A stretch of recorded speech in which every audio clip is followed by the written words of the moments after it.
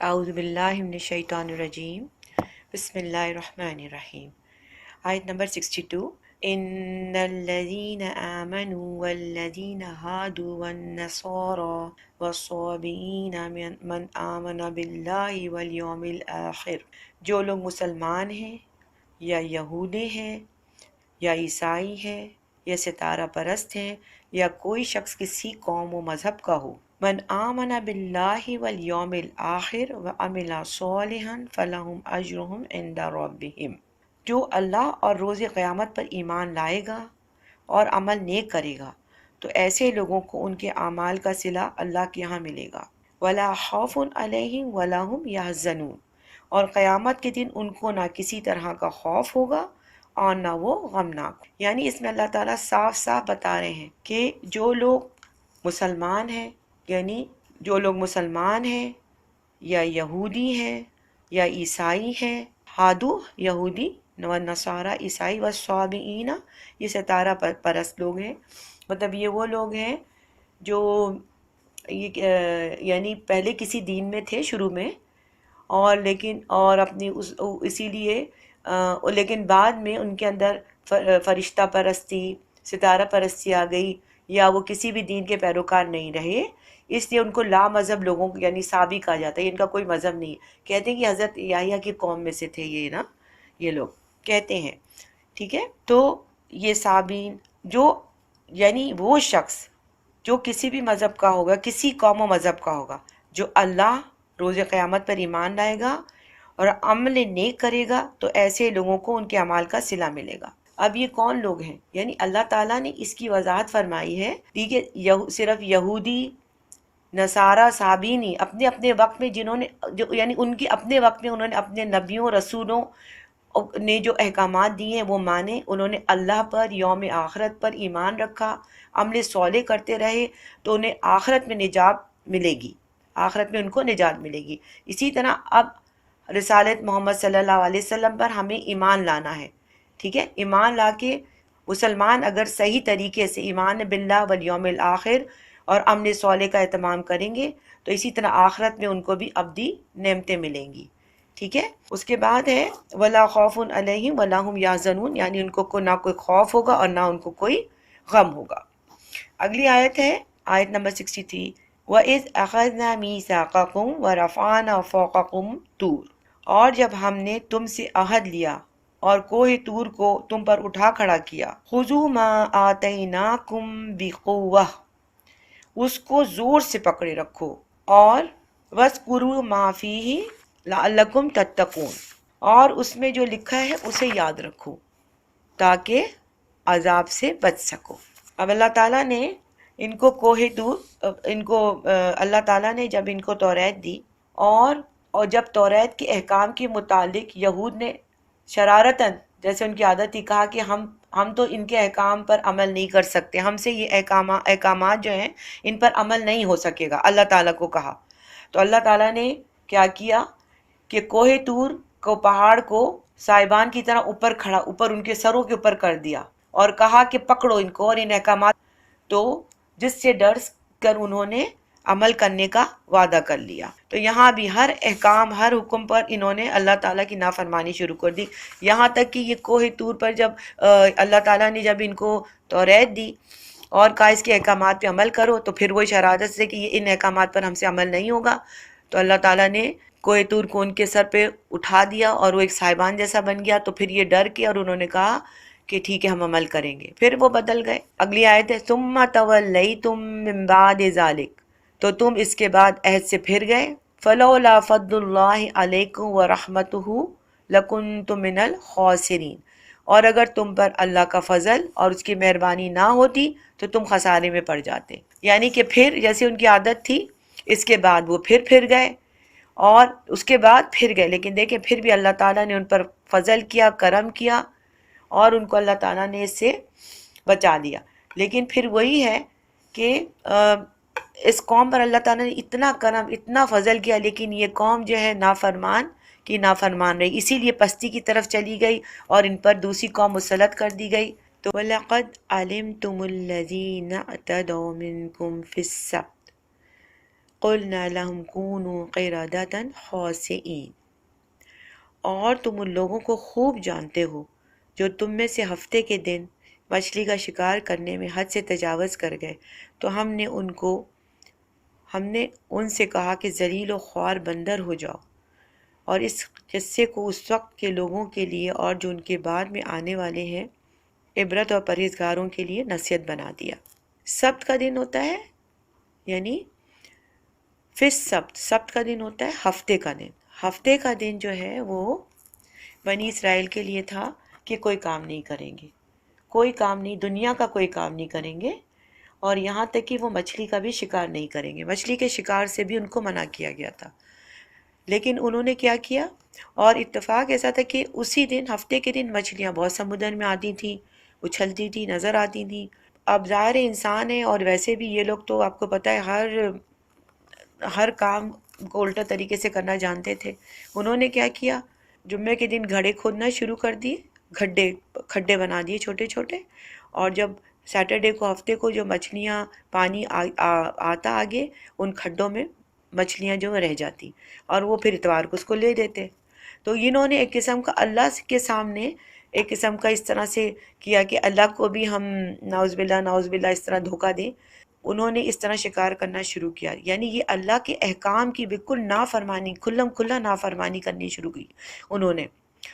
تو ان میں سے جو لوگ یہ کام کر رہے تھے اور جو ان کو منع بھی نہیں کر رہے تھے، تو اللہ تعالیٰ نے ان کو حکم دیا، اور ان کو یہ ذلیل و خوار بندر بن گئے، یعنی کہتے ہیں کہ ان کی شکلیں بندروں کی طرح ہو گئیں، لیکن دماغ وغیرہ ایسے ہی تھا جیسے ہے۔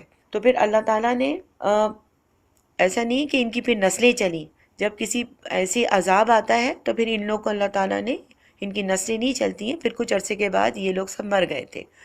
تو اس سے اللہ تعالیٰ آگے یعنی کہ یہ ایک عبرت کا سامان تھا، جب کوئی اللہ تعالیٰ کی احکامات کو، اللہ تعالیٰ کے احکامات کا مذاق اڑائے اور اس طرح اللہ تعالیٰ کو دھوکہ دینے کی کوشش کرے، تو پھر اللہ تعالیٰ پھر کس طرح ان کو ذلیل و خوار کرتا ہے۔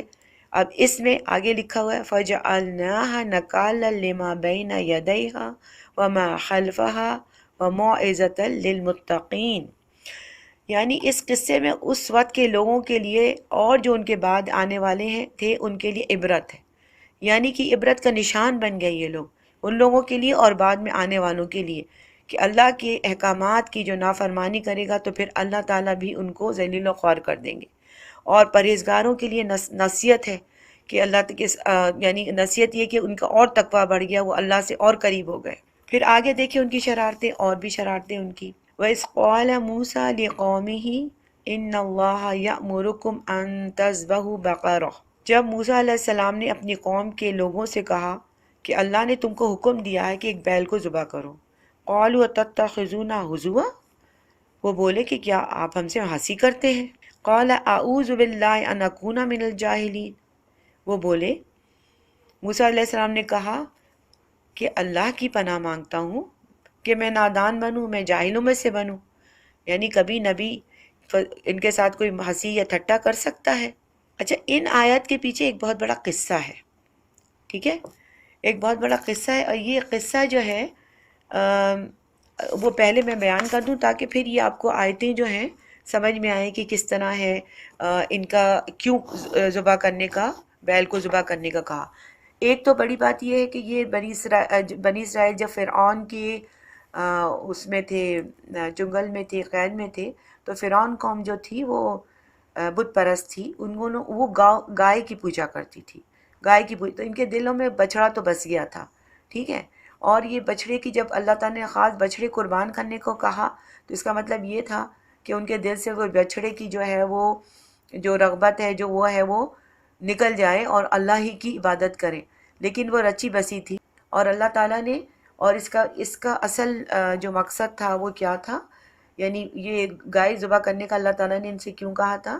مفسرین نے لکھا ہے کہ بنی اسرائیل میں ایک بڑا مالدار شخص تھا مگر وہ بے اولاد تھا، اس کا وارث اس کا ایک بھتیجا تھا، اس نے مال کی لالچ کے سبب اس کو قتل کر ڈالا۔ جو لوگ اس طرح قتل کیا کرتے تھے وہ بڑی احتیاط کیا کرتے تھے، اس نے بھی اسی طریقے سے اسے قتل کیا کہ قاتل کا کچھ پتہ نہیں ملتا۔ لوگ اس بارے میں لڑنے جھگڑنے لگے تو کسی نے کہا کہ تم میں اللہ کا ایک پیغمبر ہے موجود ہے उससे रुजू करो। उन्होंने मूसा अलैहिस्सलाम से ये बात कही, ये बात बयान की, तो आपने अल्लाह के हुक्म से उनसे कहा कि बैल को ज़ुबा करो। अजब नहीं था कि कातिल को पता चल गया, उसको खौफ हुआ कि कहीं मेरा राज ज़ाहिर ना हो जाए, तो इसलिए कबल इसके कि वो बैल के बारे में, कि वो बैल ज़ुबा हो, उसके बारे में हुज्जती करने लगे। ये बात कही कि क्या आप हमसे हंसी करते हैं, क्योंकि हम पूछते हैं कातिल कौन है और आप कहते हैं कि बैल ज़ुबा करो। ये एक बिल्कुल ही बेमुनासिब बात है। तो मूसा अलैहिस्सलाम ने फरमाया कि मैं मजाक नहीं करता, बल्कि दर हकीकत वो बात कहता हूँ जिसका मेरे अल्लाह ने मुझसे इरशाद फरमाया। तो उन्होंने बैल के औसाफ बताए, औसाफ का मतलब किस किस्म का बैल होना चाहिए। उन्होंने बैल के औसाफ दरियाफ्त किए, तो करने में कई तरह की बातें की। वो बातें आगे आएंगी, तो इसीलिए मैं आपको पहले ही छोटा सा इस किस्सा बता देती हूँ, ताकि फिर आपको पता चल जाए कि ये किस तरह की उन्होंने बातें की, किस तरह की उन्होंने इसमें भी हुज्जत बाजियाँ शुरू की। तो उन्होंने बैल की औसाफ दरियाफ्त करी कि करने लगे, उसमें तरह तरह की बातें करने लगी। आखिरकार उन्होंने उस बैल को ज़बह कर दिया जिसका उनको हुक्म दिया गया था। अब हुक्म हुआ कि इसका कोई सा टुकड़ा टुकड़ा यानी पीस लेके, जो मरा हुआ शख्स है जिसको मकतूल कहते हैं, उसको मारो। उसके मारने से जो मरा हुआ शख्स यानी मकतूल ज़िंदा हो गया। उससे पूछा गया कि तुझको किसने मारा, तो उसने कातिल का नाम लिया, और उसके बाद वो वापस मर गया। वो वापस आदमी मर गया, बस नाम बता के वो वापस मर गया। इस किस्से से ये ज़ाहिर करना अल्लाह को मकसूद है कि जिस तरह अल्लाह ने उस मकतूल को यानी मरे हुए आदमी को तुम्हारी आंखों के सामने ज़िंदा कर दिया, इसी तरह क़यामत के रोज़ तमाम मुर्दों को उठाकर खड़ा करेगा। और अल्लाह के लिए मुश्किल नहीं है, क्योंकि उस ज़माने में ये भी हो रहा था ना, अल्लाह कैसे ज़िंदा करेंगे हम दोबारा। जैसे मुशरिकीन और काफरीन ये कहते थे कि हम जब मर जाएंगे, हड्डियाँ बोसीदा हो जाएंगी, तो हमें कौन ज़िंदा करेगा, हम कैसे ज़िंदा होंगे, और मरने के बाद कैसे दोबारा ज़िंदगी आई। तो ये एक अल्लाह ने इनको ये भी दिखा दिया कि देखो मैं तुमको दोबारा मरने के बाद कैसे तुमको ज़िंदा कर सकता हूँ। तो ये उसके बाद उन्होंने कहा, अगली आयत है, क़ालू उदू लना रब्बका युबय्यिन लना मा हिया। उन्होंने कहा कि अपने परवरदिगार से इल्तजा कीजिए कि वो हमें बताए। क्या बताए? क़ाल इन्नहु यक़ूलु इन्नहा बकरतुन ला फ़ारिदुन वला बिकर। उन्होंने कहा कि अपने परवरदिगार से इल्तजा कीजिए कि वो हमें वो बताएं कि बैल किस तरह का होगा। मूसा ने कहा, परवरदिगार फरमाता है कि वो बैल ना तो बूढ़ा हो ना बछड़ा हो, फ़ारिदुन यानी बूढ़ा, और वला बिकर यानी बच्चा हो, अवानुन बैन ज़ालिक बल्कि उनके दरमियान हो यानी जवान हो, बैन ज़ालिक यानी उन दोनों के दरमियान हो यानी जवान हो। फ़फ़अलू मा तुअमरून, सो जैसा तुमको हुक्म दिया जा रहा वैसा करो।